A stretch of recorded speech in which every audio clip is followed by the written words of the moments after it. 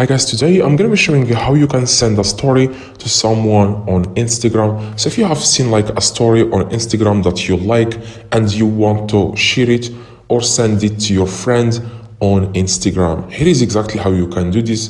Very easy and simple. What you wanna do, guys, you wanna click on the story.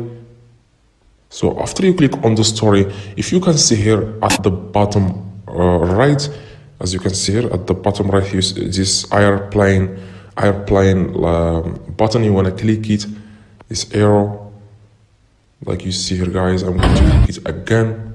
This is it. Click it, this airplane, click it, and then here you want to search for the friend that you want to send the story to.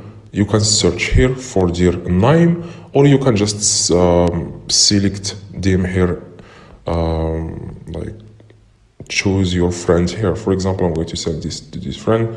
You can write a message here. It says write a message. You can just say, watch this story, I liked it so much, I liked it, or anything like that. You can just explain to your friend what this story is about, and then click send, as you can see here. So the moment you click send, then the story will be sent to your friend on Instagram and he will be able to see it.